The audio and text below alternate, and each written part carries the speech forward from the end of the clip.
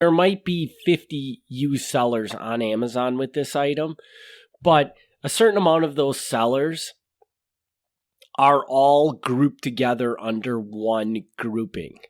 So there might only be 3 groupings, but each grouping might have 7 different sellers underneath them. So what that means is that first price, it's showing you the lowest used price, lowest whatever price in that grouping.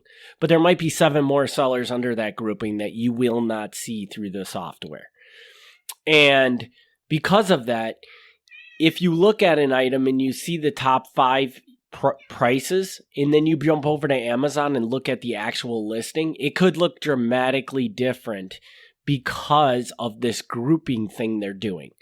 So, without going too deep into the weeds on this, the most important thing for you to understand is that if you're using anything other than the actual Amazon website to look up an item, the data that you're going to see is going to be pretty good, but it might not be perfect. So if you're in a sourcing decision where you're looking at, maybe you're looking down and you're saying, well, I don't want to sell this item at the lowest price, but maybe if I sell it at the 3rd lowest price, I just have to wait for those first 2 sellers to sell through, and then I can sell it at this 3rd price, and then I'll be at a good profit margin. Well, if you're doing that kind of sourcing, you need to understand that in that scenario, if there only being 3 competitors is an important thing for you to source that item, you need to take, before you actually purchase that item, you need to look that item up on Amazon. In most of the sourcing tools that you'll use today, they will have a link right there that you can directly click on, and it'll take you to Amazon's webpage so you can see the exact details of Amazon. But too many people I've talked to over the years think, well, no, that just means that's the 3rd lowest price, and it does not mean that. And for the most part, if you never understand this and you just do it thinking that's the way it is, most sellers succeed by doing it. It's not going to be something that destroys your business or anything like that. But it is one of these things that I see sellers, and I see people tell me all the time that that's how it works. And I'm like, no, that isn't how it works. And I think it's an important thing that everybody should understand exactly what they're looking at. And so I think what I'm going to try and do is I'm going to just give another scenario of this, so that hopefully it really sticks in your brain and it makes sense in case the first example I gave you did not make sense. So I'm going to take an item. It's just going to be a book, and I'm going to scan it onto Amazon. And let's just say I'm looking, okay, so the book I'm scanning, I can source for, let's say, $5. So I want to sell that book for at least $15 to make a profit. I scan it. I look at new price number 1 in my scanning app, and it says that I can sell that book, that the lowest price seller is selling it for $8.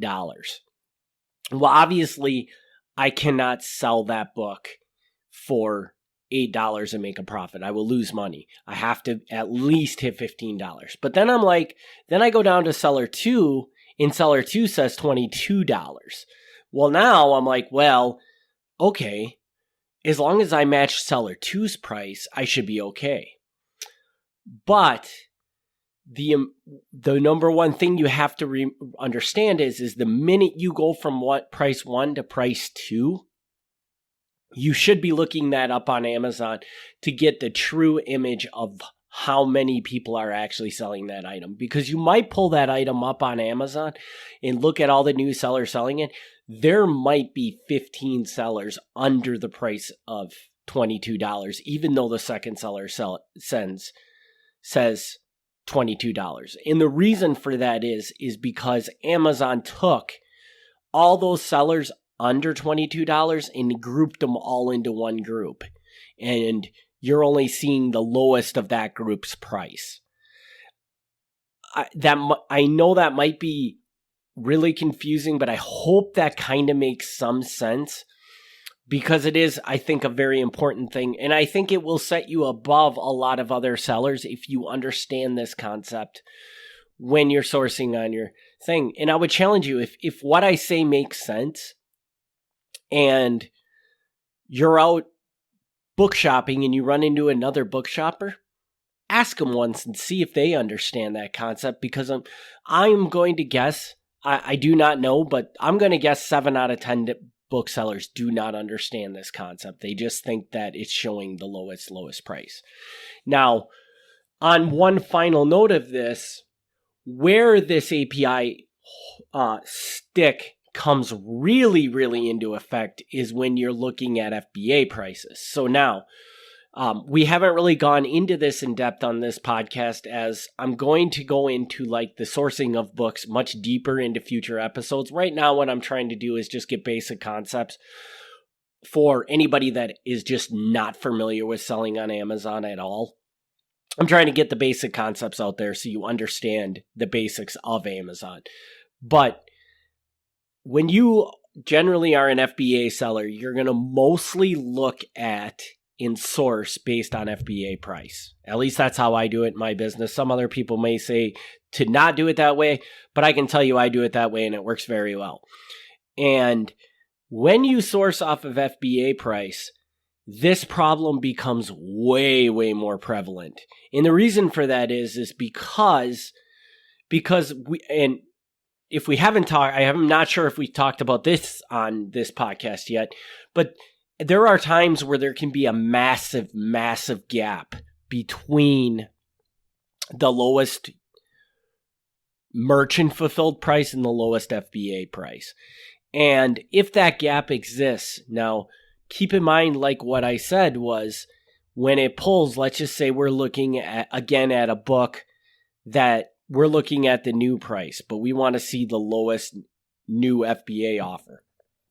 I scan that book and it tells me there are no FBA offers. So you're like, oh, cool. Nobody is selling this book FBA. This is definitely something I want to buy. But what happens is, if there is a ton of people competing in this book over the MFN price, so they're all in the range of the MFN price. I'm going to give numbers here. So let's just say the lowest MFN price is $5. The lowest FBA price is $25. Well, if there are 20 sellers that are competing over in that $5 range, when Amazon goes and pulls, they're only going to pull the lowest 20 sellers.